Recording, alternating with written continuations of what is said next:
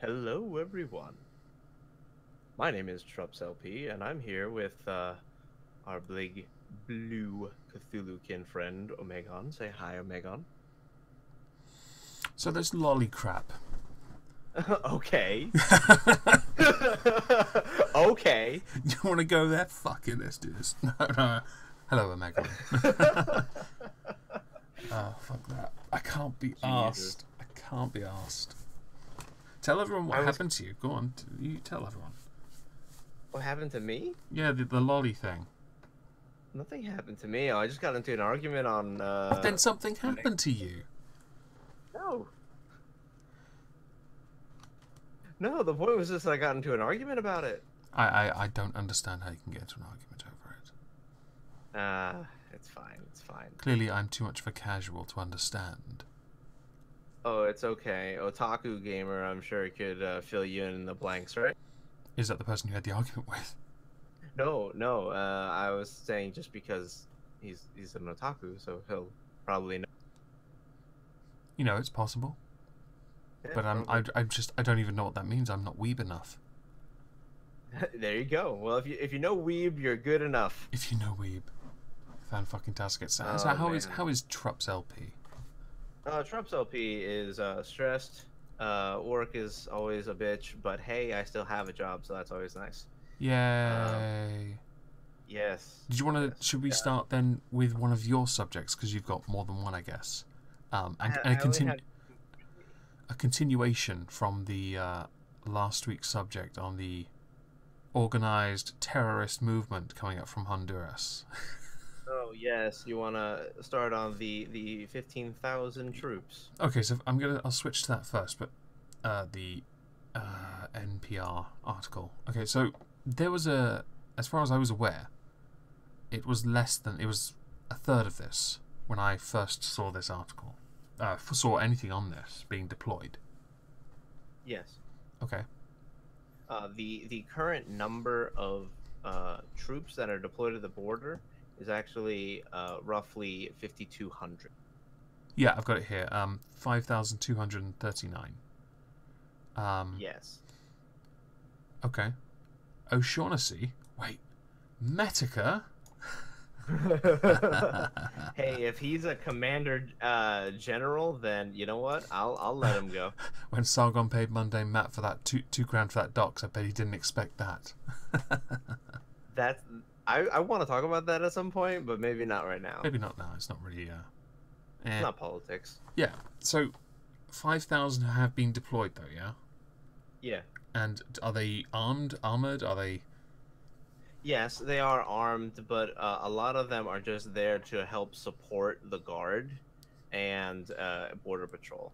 They're more like there for increased numbers and a intimidation factor should things get violent. So National Guard are currently there. Do you know Yes. how many are there? According to the article, it's 2,092. So to support 2,092, they send they've basically just quadrupled nearly the numbers. Yes. I don't know if The only they're reason just for that is the reason for that is because Texas border is so large. Oh, is it Texas we need to blame for this? No, not Texas in and of itself, but the land that they would have to cover in order to actually secure a border is kind of expansive. Are they taking live ammunition or are they taking rubber bullets? Probably rubber bullets. Right now, Trump has a plan to set up a bunch of tent cities if shit gets crazy. I don't think he wants to escalate this to conflict, but The timing is a bit with the election midterms taking place in a week's time. yeah. Yeah. Less actually. It would be great if they didn't reach the border before that. Yeah. Because depending on I think a lot of people. Go on. I think a lot of people are actually more in support of his actions towards this than against him. You'll see a lot of articles and polls saying that,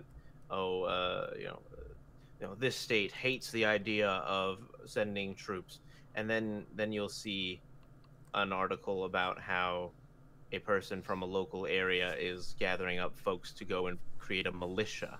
Right. in Arizona and Texas, which, by the way, is actually a thing and it's happened. Oh, where'd it go? Oh, there we go. Sorry. I was on the wrong tab for a second. Oh, what was I going to ask? There was something about the...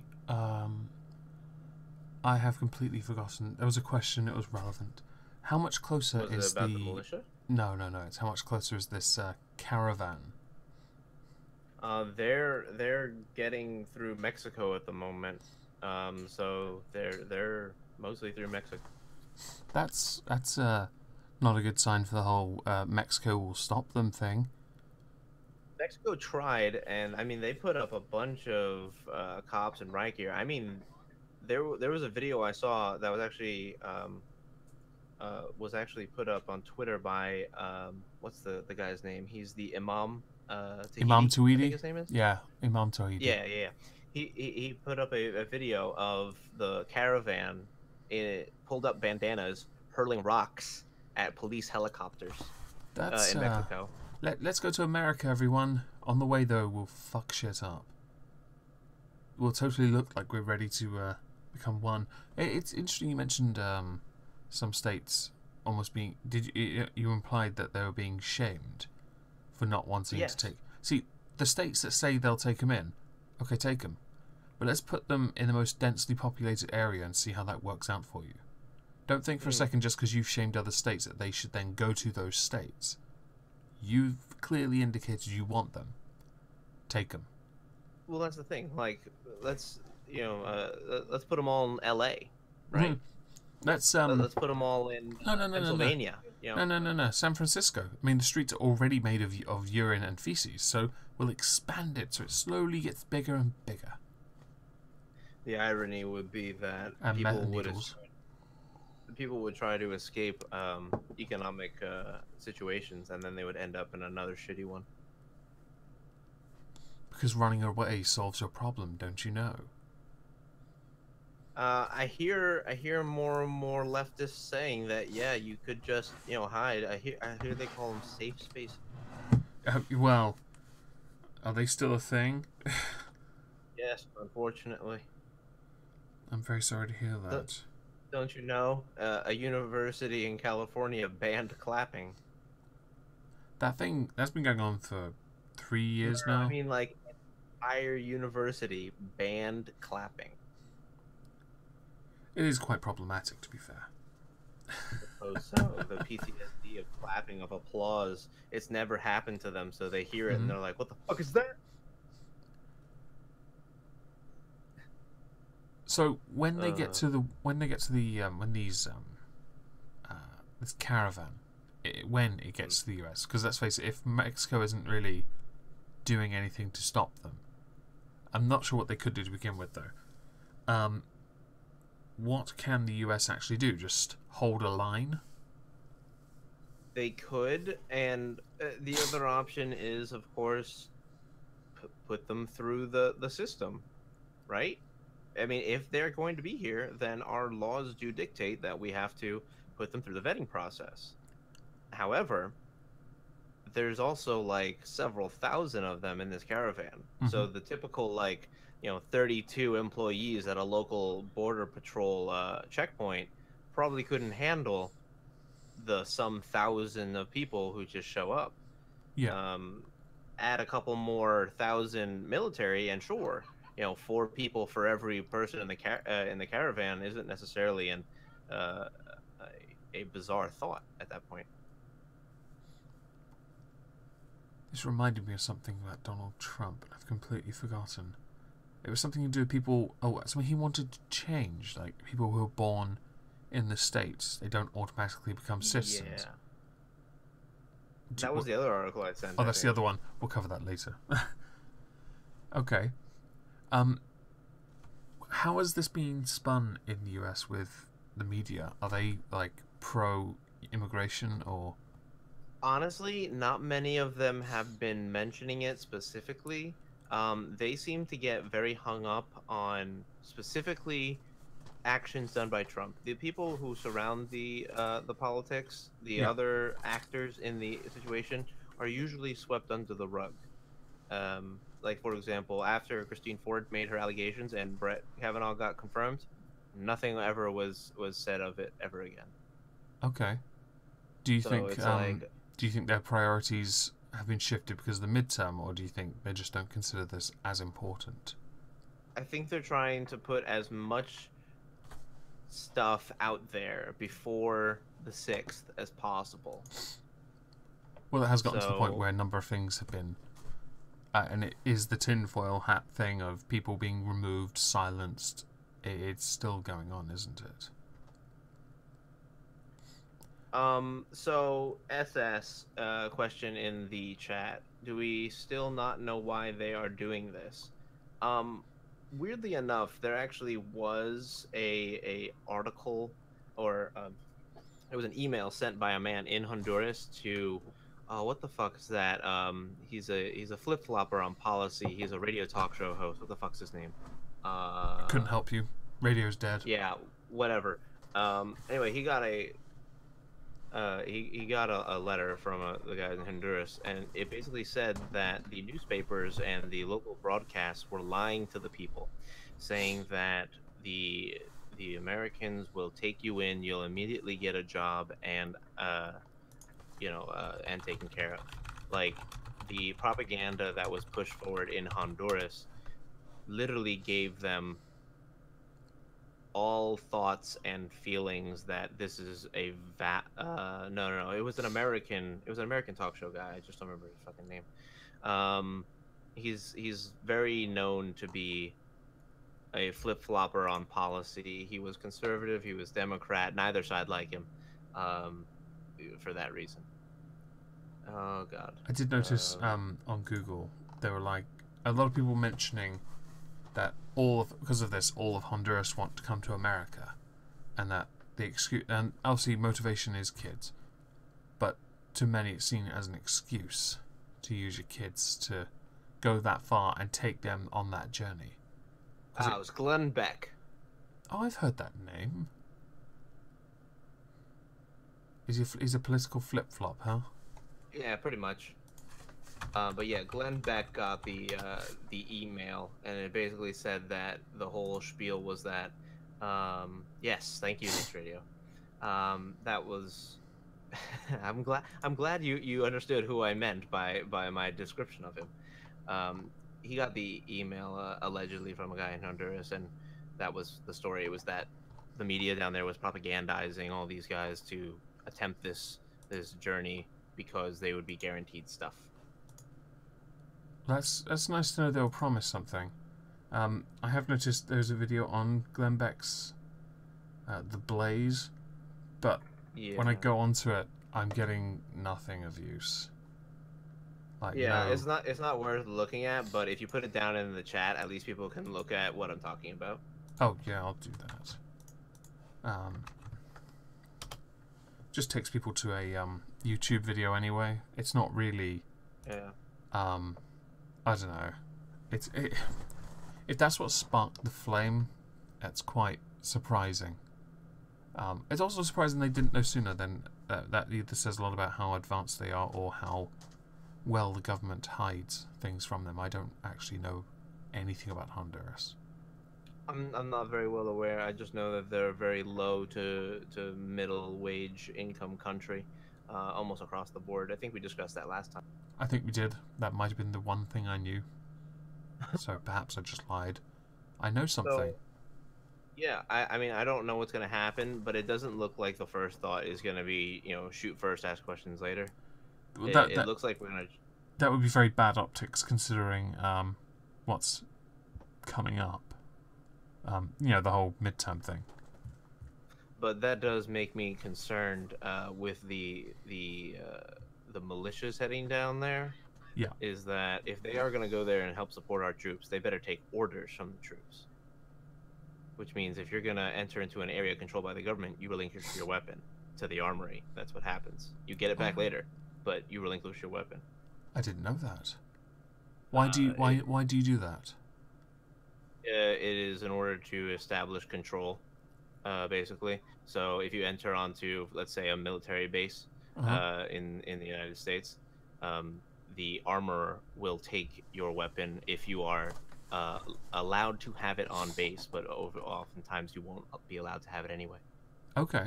Well, that's something. I didn't know that. That's control, I guess. Well, you got to imagine, we can't have some lone gunman going into a military-controlled area and just going, Pew pew. batshit crazy. Pew pew. Right. Okay. Is there anything else you'd like to add to this subject? Not to this one in particular. No. We'll get to the other one after, and we'll get to that one soon enough. Then I think the natural born thing. Yeah, but let's talk about the UK, shall we? Yeah, sure. Okay, so earlier this week, Philip Hammond, the Chancellor of the Exchequer, delivered his autumn budget statement. It is an hour and 12 minutes long. We are not going to watch that. We could, but honestly, no. So instead I have the Cliff's Notes, which sums up all that he says, along with some pros and cons from it, and then we're going to look at the live response from Jeremy Corbyn, which we are going to watch that, because some of the things he says and some of the things that happen are interesting. So first of all, where is it? Oh yeah, so on the subject of Brexit, because that's considered one of the big talking points. So for those that don't know, as far as the deal goes, it's almost done. From what I've heard, the only thing missing, and that they cannot agree on, is the Northern Ireland and Irish border. That's the only thing. If that's the only thing stopping this going through, at that point, I say we give them Scotland and they give us Ireland. I was gonna say you got to relinquish at least one at that point, because given the choice, I'll give up Scotland and not Northern Ireland. That way we don't breach the Good Friday Agreement and they get a country that wants to be a part of them. Fuck them. Yeah, fuck you, Dankula. Yeah, fuck you, Dankula. So as far as I'm aware, that's the only thing. There were other trade bits agreed upon, which is great. But where is it? Oh yes. So as far as Brexit goes, in the case of a no deal, Philip Hammond has promised 500 million for no deal preparations. In hindsight, that isn't as much as it might sound when the mob mentality hysteria of we only have 2 weeks medicine and we'll run out of food and there'll be anarchy in the potholes. Won't somebody think of the potholes? Anarchy in the UK. Yeah. Totally scary.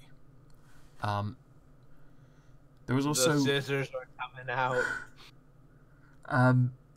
I think there's also... once a financial review is done, there's going to be a potential to upgrade the spring statement to a full budget, which is interesting if that does become a full budget, because some of the things he promises in this budget sounds good, but there are things missing, and also there's a very sneaky little thing he's introduced, and I will get to it soon. So the Office of Budget Responsibility has upgraded the GDP growth in 2019 from 1.3% to 1.6%, and sort of fluctuating between that and 1.6% between then to 2023. But of course, by then we will have had another general election in 2022. So that, of course, is subject to change. And of course, he's hedging his bets a little with how he's going to... we'll get to it. Fuck it, we'll get to it soon. How he's going to get more money. We'll see. The Office Budget Responsibility has predicted an additional 800,000 jobs by 2023. But that doesn't mean a thing, because population growth takes a chunk of that, along with those who are retiring at whatever age they retire at. So actually, the 800,000 jobs is probably much lower. And they also recommend, they think there'll be sustained real wage growth over the next 5 years as well, which is the whole argument of minimum wage, living wage, and another wage, but I can't remember what it's called. Doesn't matter. What? No, I'm trying to keep track of, in my head of all that. And I was Oh, like, good luck. Tell you what I'll do. I will link you something because I really should have done that. There is one thing I have that I've been looking at. I've been looking at the BBC version of this, but fuck it, this one will do. Where is it? He did say that the era of austerity is coming to an end. Thing is, people have been going on about how this means austerity has ended, but that's not what he said. He said it's coming to an end. And actually, when you look at the budget, it's the closest you get to ending austerity. You know, like you've shaved it. You're just there, but it's not as grand a gesture as others would have wanted. right. So it's not. There are other things that bugged me in this, and I guess I'll go to it now. On the fiscal forecast part, the budget deficit. It's still. I thought the budget deficit was already dealt with. I was led to believe that earlier this year. Somehow, we're back in a deficit. I don't understand that because there was a budget surplus, so I'm confused. Either that, or they borrowed a load of money and no one noticed. But then, considering the fact that we borrow over 30 billion at the moment, although it is going to be going down quite a bit this year, down to, I think, was it? Oh no, it's going down to 31, so it would have been up to it would have been at 43, which is quite interesting. And then you've got to think that, where is it? Oh yeah, our national debt. How high is America's national debt in proportion to its GDP? Ooh, at the moment, our national debt is actually quite. Oh, okay. Well, hold on. I need this for context. Our deficit, I think, is somewhere in the 70 trillion, something like that. 7 trillion, I think. Okay, so what is that on GDP though? I'll let you check that. Right, so right, no, I hadn't thought about it. For the UK, our national debt is at 85.2% of GDP, which is huge. But they do reckon with this budget, as long as they maintain what they intend, and obviously the economy stays in a somewhat strong position that it is somewhat now, certainly this level anyway, then there is potential that the national debt will go down to, by the end of this current parliament, near 75%, which is good. If it's currently at 85%, yeah, that's a 10% drop, and that's a good sign for for everyone, really. We shouldn't have to live beyond our means, and nah, that's high debt. Although, in hindsight, compared to certainly your country, our GDP is a bit lower than yours. Yeah, just a tad. Many have complained that, as far as public spending goes, not enough is being spent on some services, and there are a few that didn't get a mention in the budget. Like, for example, the police. Crime is on an absolute rise. It's horrible. So, minus the 460 million the Prime Minister regularly mentions as this saviour, actually investing money into the police would have been good.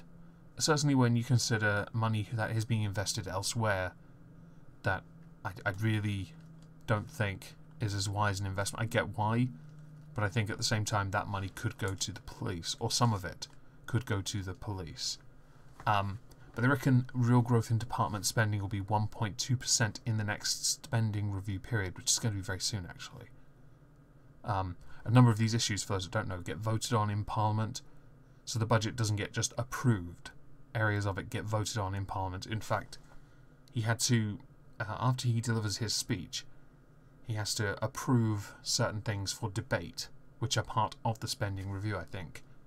One of the biggest things in this budget that's gotten a huge amount of praise is the fact that he confirmed £20.5 billion in increased spending for the NHS, which sounds great.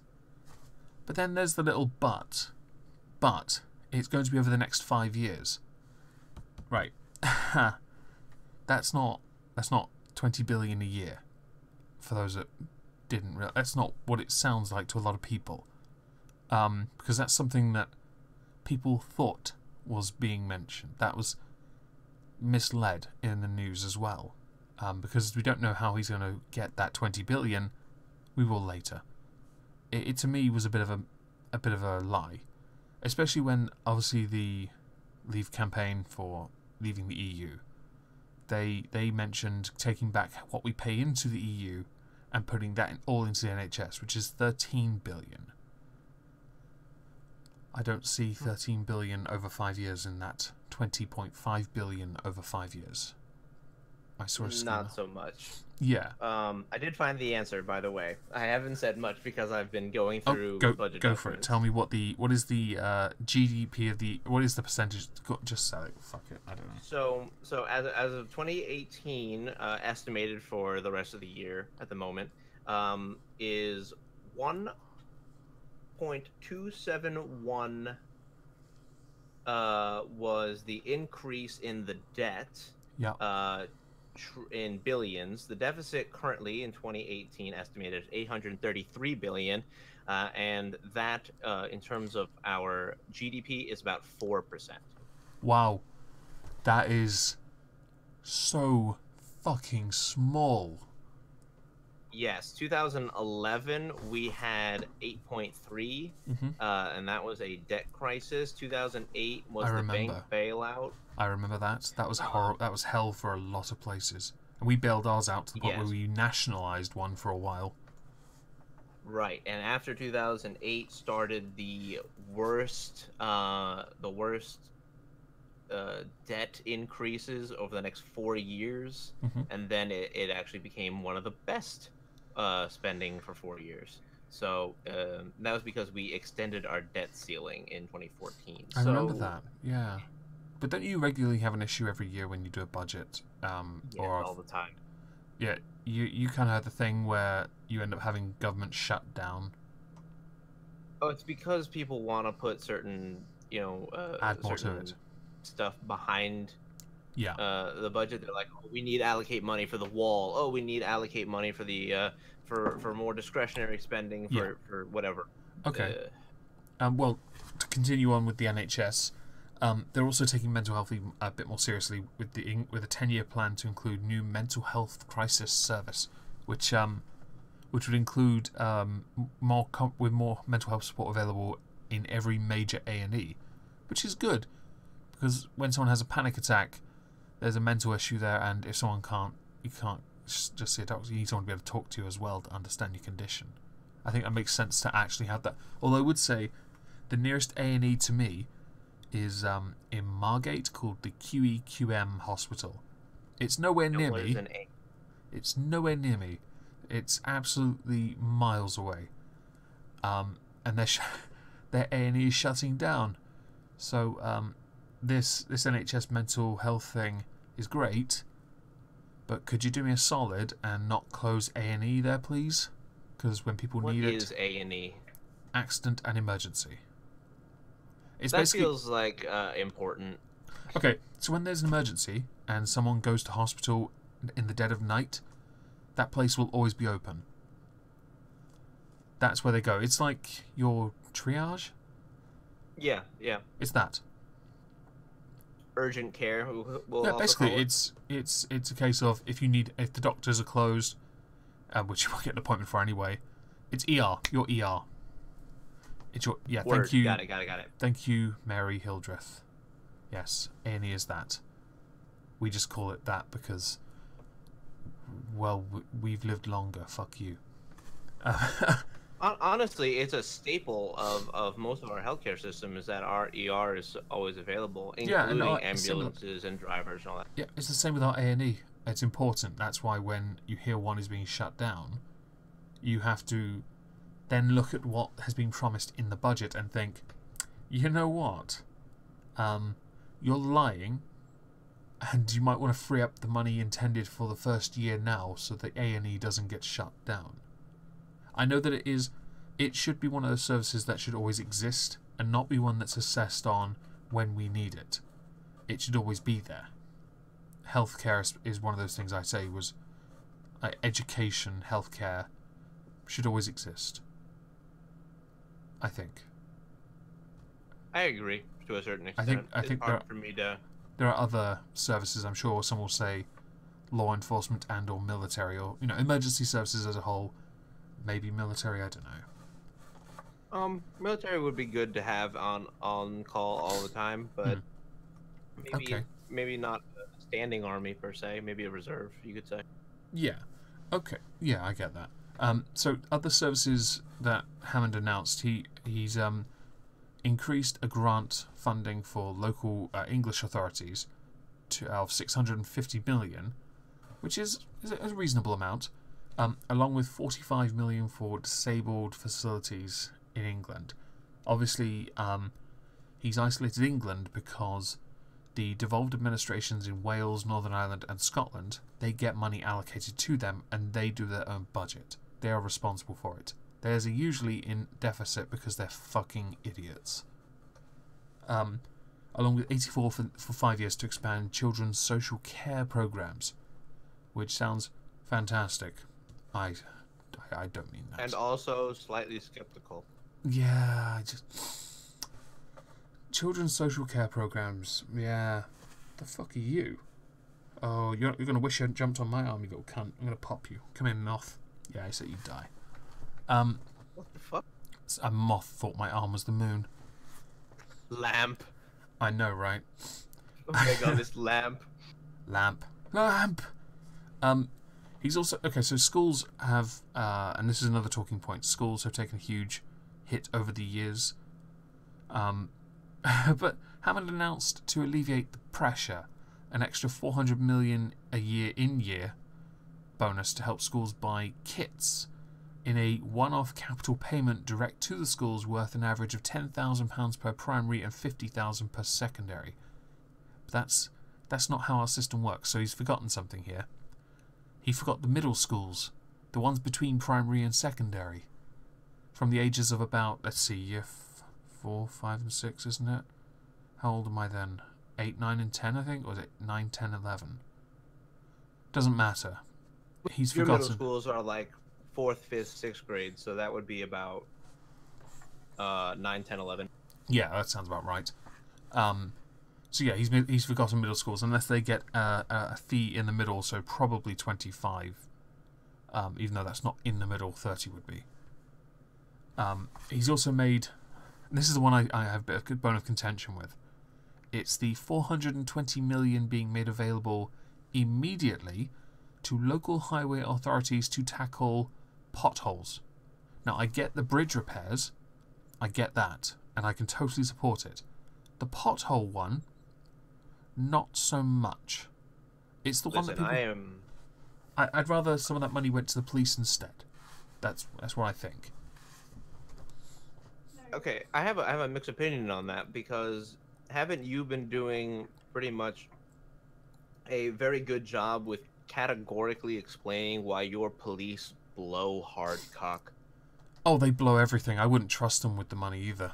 I'd have to have an independent body allocated, because it's the NCA. They're the ones who should. They're the ones who've been running the investigations into the child grooming. The NCA is the National Crime Agency. Now, they are not the Metropolitan Police. They are not the local constabulary. They are not Scotland Yard. Scotland Yard have somewhat kind of they've not goofed on the level of the Met, and they've not goofed on the level of local constabulary. NCA. The Met is really the one that I feel should be disappointed in every single one. Embarrassment. Also, Tug Lady, moist. Thank you very much. The Met is an absolute joke at this point. And that's why the NCA, the National Crime Agency, has been running the investigations into the child grooming, because the Met can't be trusted. They are also, I wouldn't trust them with their own budget. And I know they've been having to cut things. I get it. Money's been made available. I think if... And it falls onto another article that I haven't pulled up. I wished I had.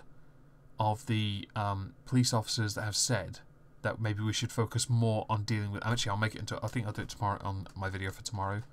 About focusing less on the crime of misogyny and more on burglaries. Which is caused a number of articles to come out as well, some in support of this person, others saying, no, we need to deal with misogyny and not the theft of people's property.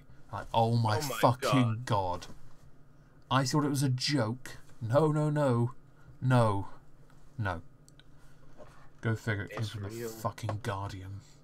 For infrastructure, he's planning to expand over 38 billion pounds worth by 23-24, which doesn't... Infrastructure... Yeah, no, that still doesn't sound very impressive. I'm not... No. I'm not actually impressed. But there's also, and I was talking on Twitter about this, something called PFIs, which are private finance initiatives, which we somewhat rely on for things. I could imagine. For like how we privatise certain areas of the health service, so they fall into that bracket. They were introduced by, I believe, the Labour government from 97 to 2010. And this government has obviously used them for certain things, certainly to help deal with the issue of austerity. And their plan is to abolish using PFIs for future projects. Obviously, retain the services as they are now, but any potential projects in the future, yeah, no. On the subject of, and we will get to Jeremy Corbyn soon, I promise. It will be worth it, because some of the shit he says, yeah. There is an annual investment allowance, which is currently at £200,000. It was at £500,000 at one point, but over 2 years it's going to go to £1 million for 2 years. The reason that this exists, this is basically for those who, it's for those who are self-employed, who then get tax relief on certain expenses, like depreciated tools and uniforms. Like I get a tax because I'm self-employed. I buy a pair of work boots and a pair of cargo trousers and a plain. Oh, thank you very much, Tiger Lily, for the $10 saying dry. Get fucked. I like it. I like it. I can live with it. Yeah, so basically you can I can claim back when I do my taxes for the boots I wear, which I go through like 2 pairs a year because I walk through them. So I make sure I buy a decent pair. But I can claim back on them. I have a pair of boots that you should check out then. Oh, we should definitely talk about that after the stream. Write it down though. Gotcha. But yeah, you can claim back for these kind of things because they depreciate, and there's an AIA, which is more commonly, yeah, it's just a basic way of helping people. It's more considered to encourage. It's considered a way of getting businesses to encourage them to invest capital, in which they can then deduct a percentage of the costs. Yeah, I understand that. Yeah, so that's basically it. There is also the employment allowance, which will help small businesses out who have a national insurance contribution bill under 100 grand a year from April 2020. In fact, small business kind of benefits a little. One of the things that does come up in the business section is a 2% UK digital services tax, which comes into force in April 2020 and is expected to raise 400 million. Now, there is an issue with this, and the issue arises because how they intend to roll it out, it comes from an arcane, I say arcane, it comes from a very antiquated idea on It's magic, guys. It may as well be, because you're taxing on just what they earn and not from the you do it from the what's it called when you just the total earnings, what a company makes in your country, as opposed to taxing them on the profits. You're taxing them on the turnover. Thank you very much, Tiger Lily, for putting our Streamlabs in the chat. Very nice of you to do that. But yeah, it's basically a way of taxing the wrong part, I believe. And there was a where's the BBC thing? So America has actually attacked this, where they said that it would violate tax agreements by targeting US firms. But the problem is, a number of these US firms have a presence in the UK. They should, of course, be taxed if we're going to use the and it's obviously a subjective adage of pay your fair share, then it's right to say that companies that have a presence in that country should pay their taxes on the profits. I don't think it should be on... Oh, it's a tricky one, if it should be turnover or not. Because that's something we haven't done in this country for a long time either. So the fact they even want to introduce it is dangerous. And well, yeah, and there's another way you could do it as well. Or at least the mindset, you could always go forward saying that, of course, if you are in another country doing business, you have to play ball with that country. Well, yeah. And... Sure, Squiddy attacks America and catch a Tomahawk's missile. Right. Is that multiple missiles or is that multiple Tomahawks? Who knows? And good and service tax, we pay VAT. Does that count? Oh, you pay a VAT tax? We pay VAT, yeah. Okay, yeah. We have similar things here. Yeah. But the another bone of contention came from what's his name? Kevin Brady, because of how he got tax cuts through Congress last year, and he's been quite critical of this. I've got a quote. Here we go. Where is it? Oh no, that's a response to him. Where is it?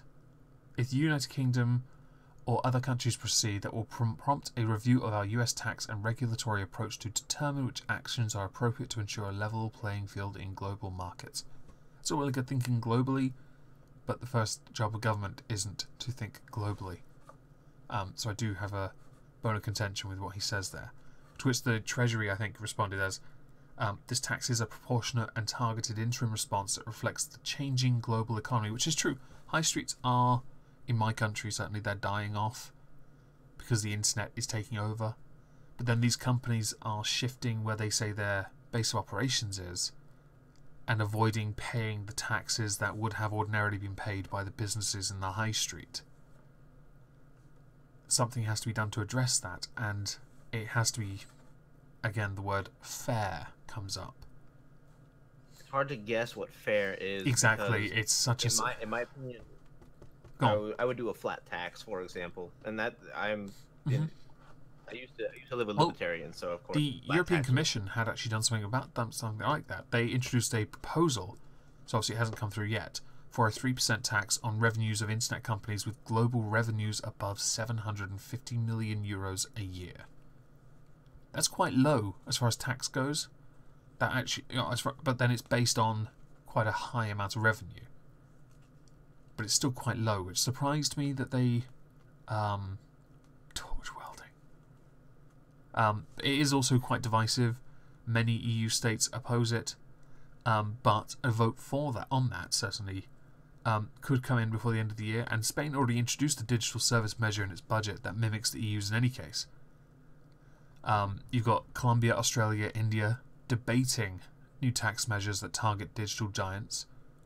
More and more countries are starting to take this idea seriously, to the point where the big companies are or have managed to bully countries into letting them get away with paying fuck all tax, cough Amazon cough, are not...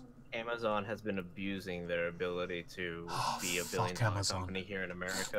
I know, that's why I said cough Amazon cough. Fuck Amazon. Anyway, the digital tax, service tax, the way we'd roll it out, I don't agree with, because of it's on entire turnover and not on. It's incorrect. Another thing from the budget, and we are going to get to Corbyn soon, I promise. For the high street, he's investing 275 million. Business rate bills should be cut by about a third for the next 2 years. You've got duty on fuel, beer, cider, frozen. Wine's going to rise in line with RPI inflation, and white ciders are going to be taxed at a higher rate. And tobacco duty will go up as normal, which is inflation plus 2%, which I don't care about. Tobacco, fuck off. I don't drink wine, so I don't care. I don't know what white cider is. Don't drink it. Sounds like white sparkling wine. It might be. You also have, for universal credit, because there have been many issues with this, essentially an extra billion over 5 years, so 200 million a year for the next 5 years to aid transition. 1.7 billion added extra to smooth taper rates. bollocks. But they have done something that I really am happy with. See, in 2010, before you could be taxed, you could earn about $6,500, I think it was. Then you started paying income tax. That sounds about right for us too, actually. Right. Well, now, when the Conservatives came in as a coalition in 2010, Liberal Democrats had a promise that they'd get it to $10,000. They honoured that promise as part of the coalition, but they've now raised it to $12,500 a year before you pay tax, and it has a higher rate threshold of $50,000. So obviously the tax rate's a little bit lower there as well. $12,500 a year. I don't even earn that myself, so to me that's great. That's not the same for national insurance, because I have to pay that when I earn over $5,500 a year, which I have already done within this tax year. I think I've hit 8.5 maybe. I'm happy to share that because I just don't care. It doesn't matter. So this is really good. The national living wage is going to rise by 4.9% from £7.83 to £8.21 an hour. That is. So those are the final two things. They're really positive. So now let's go here and watch this. Right. So this here is the Deputy Speaker. He's quite entertaining, I have to say. I gotta say, that old face that he's making right he's got now. the jowls, man. But he's a really nice guy. He's a really nice guy. When Philip Hammond gave the speech, gave his thing, he threw a few bits of shade at Labour's inability to spend correctly, or reasonably, or rationally. And he also he used a great example. It was Gordon Brown selling off our gold. So Gordon Brown did it over a number of years, but our gold was worth 10.5. Was it 10.5? Yeah, 10.5 billion pounds. Guess how much he sold 300 and something tons of gold for? If it was worth 10.5 billion. Yikes. Take a wild guess what he sold it for. And I'll let the chat do it as well. Give me a number. How many billions do you think he sold it for? Okay, I've got a number. I'm gonna let the chat, cycle in a little bit. Yeah, come on, I'm chat. gonna guess and say, probably within the realm of 40 to 60 billion. What, you think he made a profit on it? I don't know. I guess it depends on who you're selling I'll give you a gold hint. to. I'll give you a hint. He didn't make a profit. Okay, then I would say probably like, it's still in billions then? Oh, Probably about 2 or 3 then. 3.5. Okay. Yeah, 350. Yeah. Good call. But yeah, he sold our gold stocks off for that much. So no, he didn't sell it for 25 billion. Tiger Lily. If it was worth 10.5, and with Gordon, this is why Labour are mocked, because Gordon Brown was the Chancellor of the Exchequer for 10 years, and for 3 of them, he was selling our gold off for 3.5 billion when it was worth several more. He sold it for a gummy blowjob. He basically sold it to cash converters and gave them the money to take it away. Okay, so I'm going to press play on this now, if that's okay. Honourable members need... Oh, and you can... I think you can pause this, can't you? I can. Okay, cool, because if you want to, just do it. Otherwise, I'll do it. Listen to what's going to affect their constituents. Oh, the reason the Labour Party are clapping, and it will come up early, is because basically after the budget was given, some women up in the gallery were holding up signs about pensions because of the WASPy women, they're more commonly known as. They're basically the women that were affected by the rise in the retirement age of 60 to 65. Yikes. And they're protesting up there. The problem with this is, and it's actually something that it kind of... There's an issue with this. It pisses a lot of people off because we've got an aging nation, and as you get older, most people tend to vote more and more conservative as they get older. So we have an issue with that in that our pensions are getting more and more expensive because we have an aging population. If people are able to live for up to 30 to 40 years past the age of retirement, that means that the government is still giving them money, and that's a problem because they're basically retired for what, more than nearly half their, or going up to a third of their life potentially, and that's a bone of contention with a lot of people. You're gonna start looking at the same situation that the U.S. has with our pensions, 401k, Social Security, all that shit. Yeah, and it's such a tricky one, and I don't want to be drawn in on it, but I know why they're protesting. It's because of the age of retirement, so... I will say once again that honourable members may be interested in what affects their constituents, because I certainly am. And what I will say, we won't know what affects them and what doesn't till I can complete it. And let us complete it. And I don't need any help from the benches. Let's continue. Let's go here.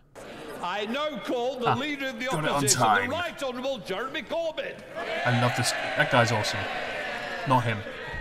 Mr. Deputy Speaker, the reality is that whatever the Chancellor claims today, austerity is not over. He never said it was over, he said it was coming to an end. And far from building a strong economy... The pin on his jacket? Yeah. That is a poppy for Remembrance Sunday, for Armistice Day. Oh, okay. You see it on you see a bigger version on the left? I'm wearing one right now, in fact. It's what you wear in remembrance of the end of the World War. So yeah, we do that every year, up till the 11th of November. 8 years of austerity has damaged our economy, delayed and weakened the recovery, and endlessly postponed fixing the deficit. Okay, so before we continue, we have to accept a premise that he can't accept. And that was why any of that had to be introduced to begin with.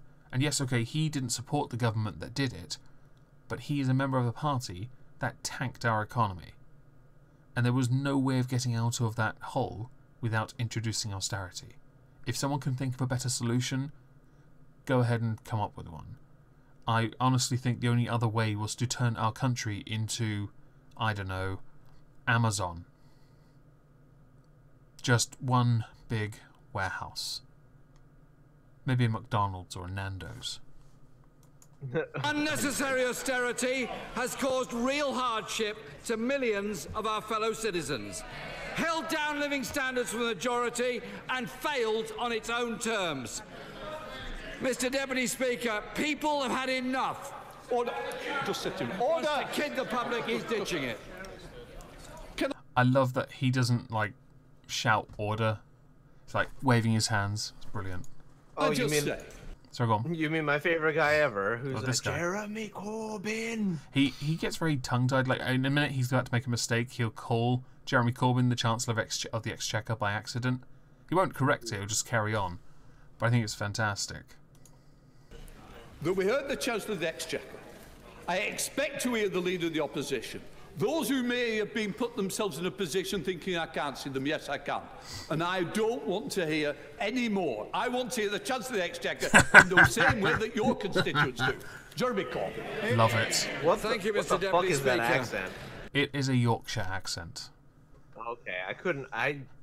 You know who else speaks like that? You know who else speaks like that? Viper Sword. Oh, okay. That's her accent. Yeah, I know, right? It's. Oh shit, my phone's acting up. Oh, okay, you just be gay. Fuck off. I was going to read the chat. Be gay. The Prime Minister pledged austerity is over. This, Mr. Deputy Speaker, is a broken promise budget. I want to get to a bit where he talks about the gender pay gap, because he's going to. I really want to get to it before we finish.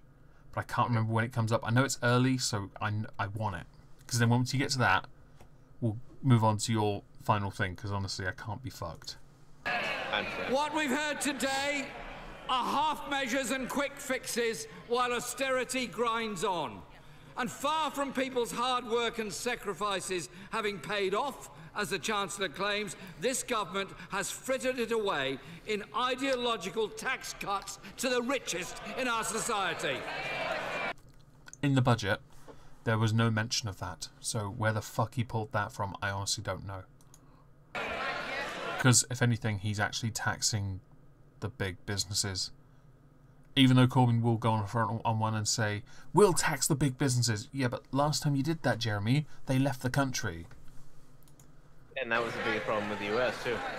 It really is one of those. It really is annoying to continually hear that. Oh, we'll do this. Like, fuck you, will. It won't undo the damage done by 8 years of austerity and doesn't begin to measure up to the scale of the job that needs to be done to rebuild Britain. The government claims austerity has worked, so now they can end it. But that is absolutely the opposite of the truth. Austerity needs to end because it has failed. Just 2 years ago, he forecast growth of 2.1% next year and the year after. Today, he boasts he's created robust economic growth, but the forecasts have been dropped to just 1.6% next year and 1.4% the year after.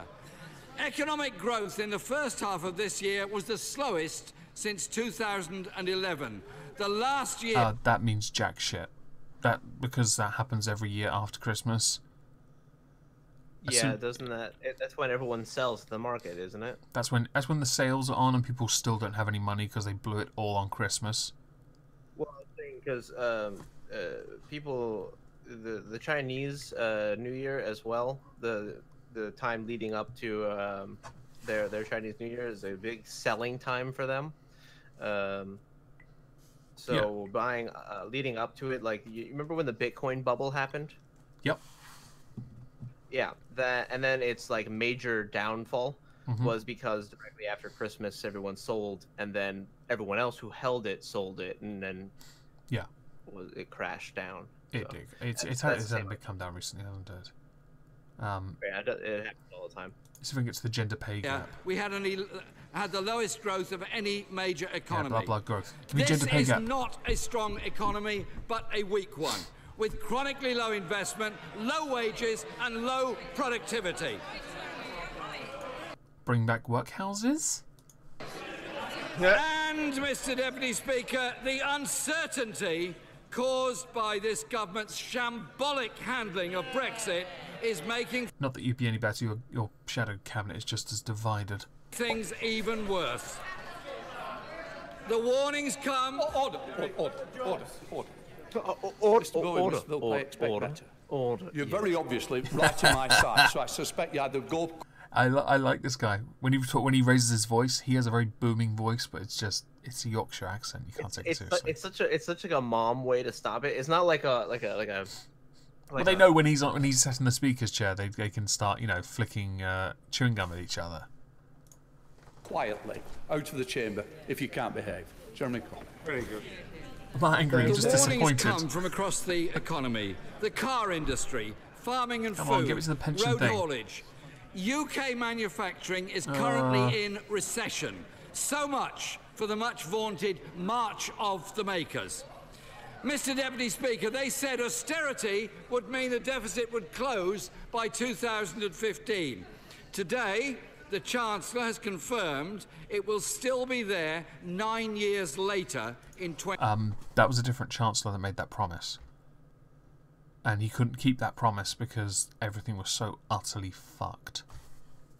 So, I honestly, that was made by George Osborne, not by Philip Hammond.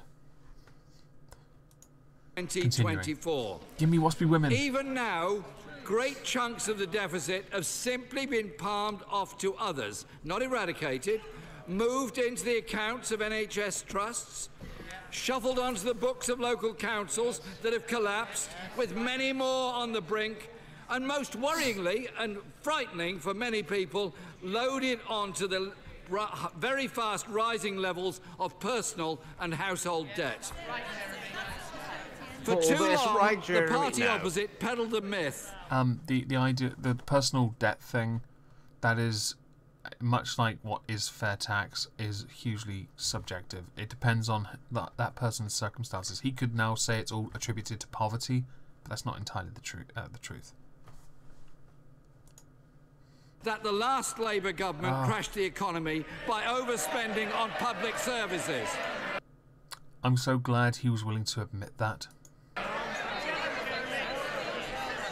As if Mr. Deputy Speaker, investing to bring health spending, as the last Labour government did, up to European levels had caused the global... But to be able to get things up to those levels, we had to privatise certain services. We had to privatise water because we couldn't get it up to European level. We could not afford to do it. Oh my god, just such a bell end. And I know that it's not the reason why the economic crash happened. We all know what caused it. It was that blowjob in the White House that did it. It was all that person's fault. Let's blame her. Financial crash. Mr. Speaker, on this side of the House, we believe that spending on public services is an investment that benefits the health of our people and the economy of our country. Only if you have the money to do it. This morning, the Health Secretary said that it would take a generation to achieve parity of esteem of mental health and refused to say whether the money was ring-fenced. And that money is only half of what leading mental health experts say is necessary. I too texted the chamber. There may be mental health experts, but they're not economic experts. They may think they need 8 billion, but unfortunately we don't have 8 billion. Oh, don't Mr. you? Deputy We just keep that around. Just Hang on, like let me just go and get a government gilt on the back of this co-op receipt. Oh yeah, of course. Speaker, the impact of austerity on our people's health is more than the NHS funding. Give me the pension Improvements in life expectancy are stalling for the first time in modern history, and in the poorest areas of our country. I really wish I'd time-stamped it, because it was such a good quote on the gender pay gap from this idiot. I just want it. I want it. Okay. I'm sorry, guys, but we're going to have to keep going until I get it, because it's so funny. Life expectancy is actually falling. Maybe that's a good thing, since so many people are living for so long after they retire. Our lives better. And child mortality is rising. And to Ragnarok Ulfbert, thank you very much for the $5 donation. Bill got a blowjob from the Jewish girl that couldn't get a stain out. The National Health Service, our precious National Health Service, is a thermometer of the well-being of our society. But the illness is austerity, cuts to social care, failure to invest in... I get the feeling he didn't listen to the budget where money was being invested into things like that. I honestly don't think he listens at all. Housing and slashing of real social security. It has one inevitable consequence. People's health has got worse and demands on the National Health Service have increased. 1.4 million elderly people not getting the care they need. Tory cuts have taken 7 billion, Mr. Deputy Speaker, from social care budgets. Today's announcement is a drop in the ocean, both for adult and child social care. Where's the pension bit? And at this time of rising demand, nurse numbers are falling, GP numbers are falling, health visitor numbers are falling, and there are 10,000 vacancies for doctors in our national... I haven't asked you this yet. What do you think of this whole procedure? This, what we do in Parliament, where we just we challenge people to their face. I agree and disagree. I have seen enough shade be thrown around the House Judiciary Committee just in this last 3 months with the Zuckerberg special counsel. Oh, the robots, yeah. The everything that they have thrown out, the fucking Peter Strzok council thing, and so much just absolute petty bullshit went back and forth to the point where there would be an hour and a half that would have gone by and nothing fucking got accomplished. Yeah. So this is different because the speaker does control this quite well. Let's keep it on track, make sure people don't resort to ad homs. He does do his job well. That's why I really love Senator Grassley, who handled the Kavanaugh thing. Oh, love him. Oh god, you had such a hard on for that. I'm going to carry on until he gets this fucking I really need him to say it. So good. Health Service. Under the last Labour government, the NHS budget averaged an increase of 6%. Here in this chamber. Chairman Cole. Right. 4.3 million people on National Health Service waiting lists, longer waits to start cancer treatment. We need to go further, which is why, as we pledged in our manifesto, stand together with those under threat from the far right, wherever it may be. Right, yeah. He went off on one about the far right, yeah. Anywhere on this planet. I love that face. Yeah. What he said was that he's very virtuous, okay. The Conservatives used to claim to be the party of law and order. Now they can't even maintain law and order in our prisons. Assaults at record levels as depleted staff try to cope with a difficult situation. And our streets are less safe too. Police numbers are down, violent crime is up, and convictions are down. Maybe it's because of all the Muslims. Convictions are not indicative of crime unless you're only looking for a conviction. So that's inaccurate. And if you truly believe that police presence alone is enough of a deterrent, then yes, we should definitely talk about that. But I would point out they're busy dealing with misogyny as a crime, so... And text. And tweets. Oh, well, of course, them tweets.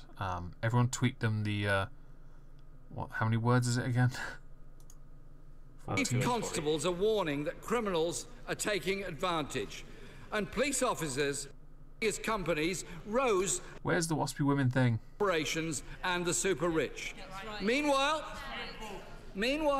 in the real world, homelessness has more than doubled. Fewer people able to buy. Although homeless rates are not anywhere near that of the time during Labour, they are going up, but they haven't gone up to the level of what it was under Labour. I had to rephrase that. Home, household debt rising, child poverty is up now to over 4. They labelled good people scroungers and skivers, while they imposed punitive sanctions. Where the fuck have come from women? Hang on. Oh. And there was not even recognition, let alone money set aside, for the women born in the 1950s who've been denied pension justice.